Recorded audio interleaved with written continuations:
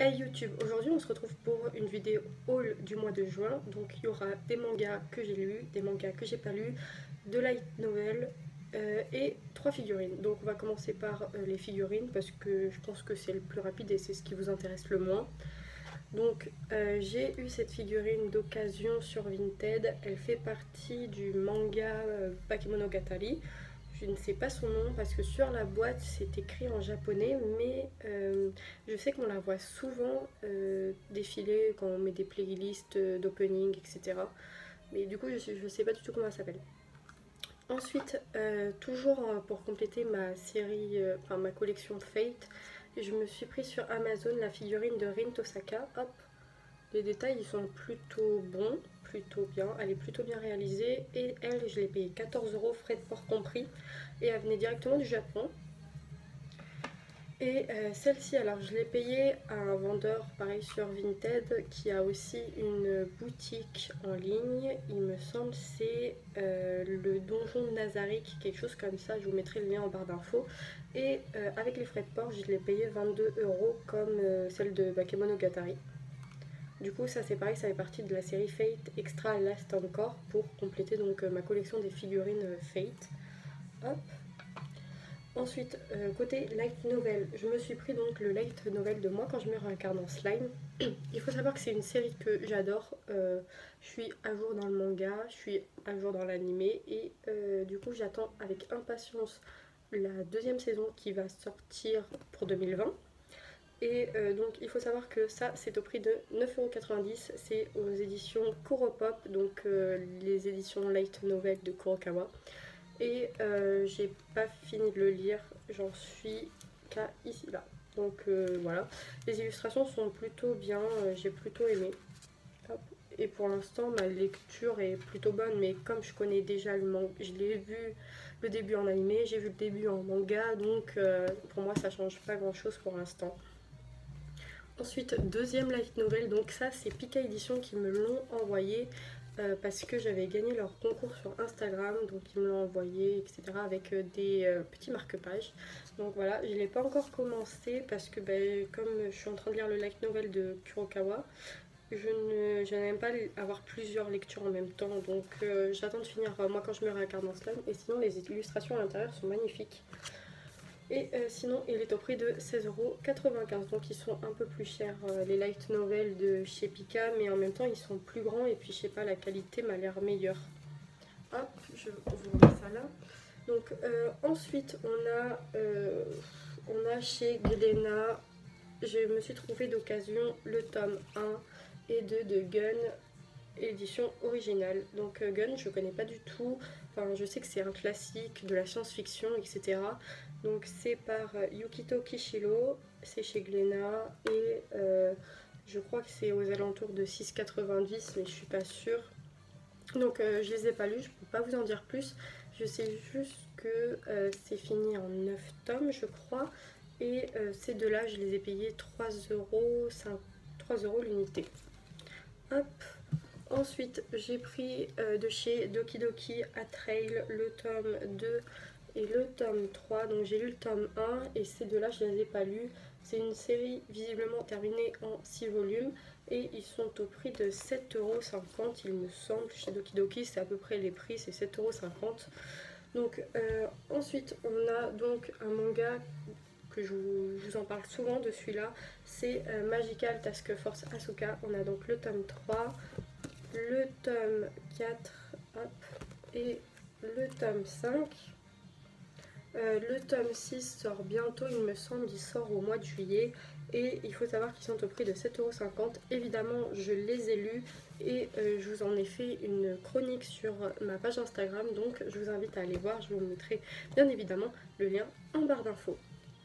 Ensuite, sur les conseils de Ultimate Manga, qu'est-ce que j'ai fait? Je suis tombée sur une occasion, j'ai trouvé les Love and Lies du tome 1 à 6. J'étais pas convaincue par le tome 1 que j'avais lu en scan, et puis au final, je me suis dit, bon, on va tenter. Actuellement, je suis dans ma lecture au tome 3, et je sais toujours pas quoi en penser, c'est assez space, mais je commence à apprécier la série. Au bout du troisième tome, il était temps. Et du coup, je les ai payés, il me semble, 3,50 € l'unité, mais comme j'avais des réductions avec un autre manga que je vais vous montrer à côté, ça m'est revenu à 19 € le lot, donc ça va. Et tout ce que je peux vous en dire, c'est que je crois qu'il y a il y a le 8e tome qui va sortir, et ils sont au prix de 6,85 €. Je vais vous montrer les jaquettes un peu. Hop.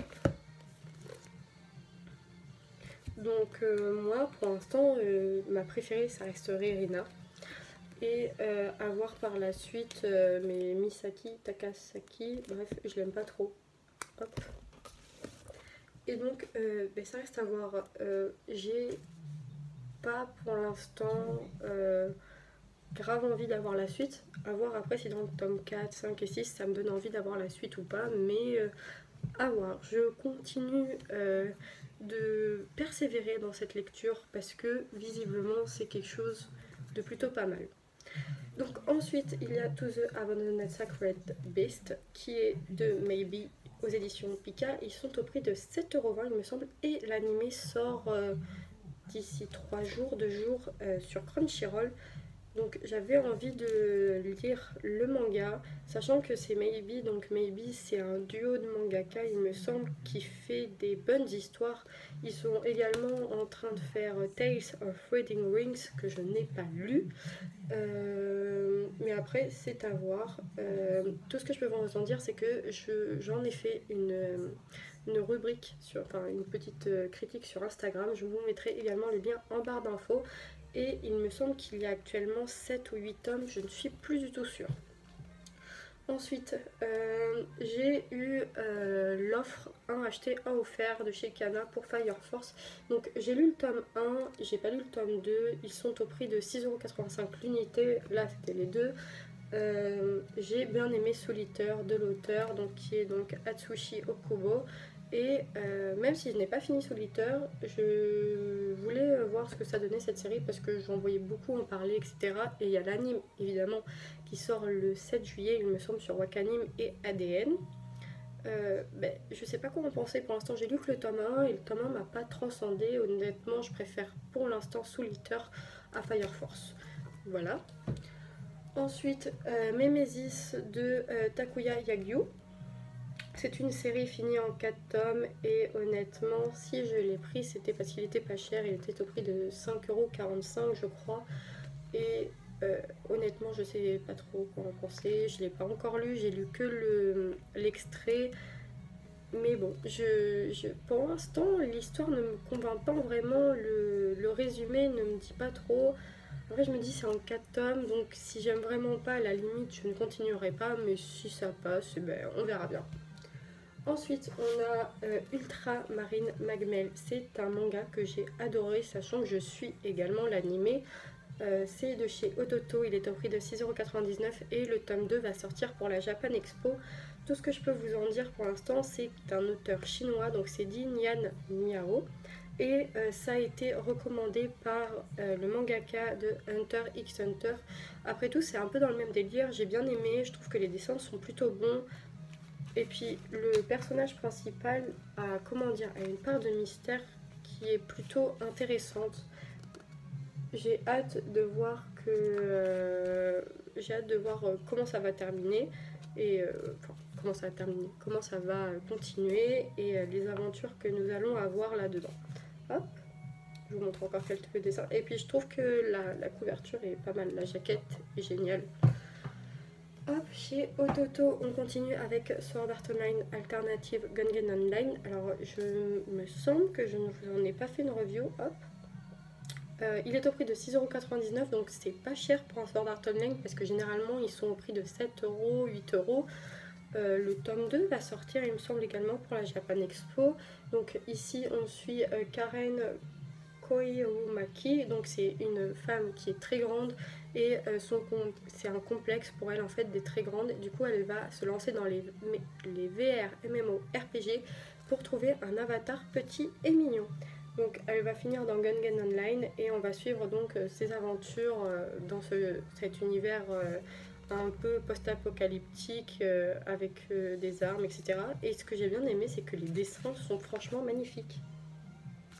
Après, j'avais vu l'animé mais pas entièrement, du coup ça me fait plaisir de redécouvrir un peu. Hop. Toujours chez Ototo et il me semble que c'est l'avant-dernier chez Ototo. Il s'agit de Mabel, le tome 3. Mabel, je vous en ai fait une chronique sur Instagram, donc pareil, je vous mettrai le lien en barre d'infos. Il est au prix de 6,99€ et honnêtement, c'est mon tome préféré de la série. Je n'avais pas trop aimé le tome 1, j'avais apprécié le tome 2 et là j'ai adoré le tome 3 que je trouve génial. On rentre vraiment dans le foot, ce que j'attendais en fait. Et je pense que si ça avait mis plus de temps à arriver, j'aurais pas continué cette série.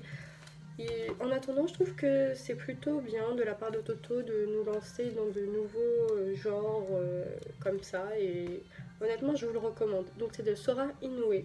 Et il me semble pas qu'il y a un autre de ces mangas qui est édité en France. Du coup, c'est aussi une petite nouvelle mangaka japonaise éditée en France. Ensuite, on a donc ce qui venait avec les Love and Lies, les Jusqu'à ce que nos os pourrissent de Yae Utsumi, le tome 1 et 2, je les ai eus pour 3,50€ d'occasion, ils sont franchement en super état et que vous dire, ça c'est pareil, il va falloir que je vous en fasse une chronique sur Instagram parce que c'est génial, j'ai adoré ma lecture et je pense que je vais me procurer la suite très rapidement. Puis bon, les couvertures, voilà, juste magnifiques, les dessins. Oula, je vais peut-être pas vous montrer tout de suite un peu tout ce qu'il y a. Hop. Et honnêtement, vous devriez vous pencher là-dessus parce que j'ai adoré. Hop, et voilà. Donc au prix neuf, ils sont au prix de 7,20€, 6,95€, je ne sais plus du tout. Et la série est actuellement terminée en 7 tomes en France et au Japon. Donc ensuite, encore à cause de Ultimate Manga, qu'est-ce que j'ai fait? Je me suis pris le tome 4 de Eden Zero au prix de 6,95€ chez Pika Édition. Donc si vous ne savez pas, Eden Zero, j'avais commencé à lire en scan et finalement je m'étais dit que c'était pas ouf. Le tome 1 était moyen, le tome 2 était plutôt bon, le tome 3 j'ai adoré et le tome 4 finalement je regrette pas du tout de l'avoir acheté parce que pour moi c'est vraiment le commencement de Eden Zero et c'est là où ça devient vraiment le plus intéressant possible. Bon après il y a toujours Hiro Mashima et son fan service mais juste les dessins s'il vous plaît. Donc j'adore les dessins de Hiro Mashima, j'adore Fairy Tail, j'adore Fairy Tail Unwed Yard's Quest et Eden Zero pour moi est vraiment un coup de cœur parce que je trouve que beaucoup l'ont critiqué sans avoir eu le temps de lui laisser une chance et c'est bien dommage parce que je trouve que cette série est géniale et mérite d'être davantage reconnue en tant que série propre et pas en tant que série dérivée de Fairy Tail, pas du tout. Franchement j'ai adoré, puis cette couverture est juste magnifique. Ensuite, chez Kurokawa, on a Kemono Incident, le tome 1. Donc ici, on suit un jeune homme qui s'appelle Kabane, qui est en fait un kemono. Les kemonos, ce sont les monstres. Et on va le suivre dans des enquêtes surnaturelles avec un détective un peu bizarre. J'ai hâte d'avoir le tome 2 qui sort au mois de juillet. Il me semble qu'il sort le 4 juillet, je suis pas sûre. Il est au prix de 6,80€, c'est un petit prix chez Kurokawa parce que généralement leurs mangas sont au prix de 7,65€. Et je ne sais pas du tout en combien de tomes la série est, mais en attendant on a le tome 2 qui va paraître bientôt en France. Et je vous conseille de vous pencher sur cette petite découverte parce que honnêtement c'est plutôt pas mal et j'ai bien aimé ma lecture, c'était fluide, c'était intéressant et tout ce que je peux vous en dire c'est que ça annonce un bon shonen bien comme on les aime. Ensuite on a le tome 8 de Moi quand je me regarde en slug. Donc déjà hop, ce que j'aime bien avec les jaquettes c'est que on peut faire un petit truc comme ça, hop. Je vais vous montrer, vous allez voir, quand on la libère, ça nous fait une grande couverture. Et à chaque fois derrière, on a une petite histoire, hop, comme ça. Et on a toujours Limule dans une situation de nourriture. Donc l'auteur aime bien, visiblement, mettre Limule en forme de nourriture. Et ce que j'aime bien, c'est que ça avance quand même pas mal. On est au tome 8, ça n'a pas encore dépassé l'animé, mais je pense que ça va pas tarder, honnêtement. Dans un ou deux tomes, on aura dépassé l'animé. Tout ce que je peux vous en dire, c'est que moi quand je me regarde dans Slime, c'est une série géniale, il faut se pencher dessus, il faut vraiment y aller. C'est un isekai, mais un isekai bien fait. C'est pas comme Mushoku Tensei ou alors comme Re:Zero ou qu'est-ce qu'il y a d'autre comme isekai? Il y a Re:Zero, il y a machin. Après, je ne sais plus ce qu'il y a comme isekai. Ah oui, il y a Konosuba, il y a Tanya's Evil et Overlord. Non, là c'est un genre qui lui est propre à lui et c'est ce que j'ai adoré parce que malgré tout il y a un côté stratégie, un côté comment gérer une ville et ça j'ai vraiment kiffé avec les monstres évidemment. Et puis Limul, malgré que ça soit le héros principal, n'est pas forcément mon petit chouchou et les personnages sont vraiment tous bien développés avec un caractère propre au leur. Donc c'est presque fini, il en reste encore quelques-uns, notamment We Never Learn, le tome 5. Le tome 6 sort bientôt, il me semble, il sort le 4 juillet et il est au prix de 6,89 €.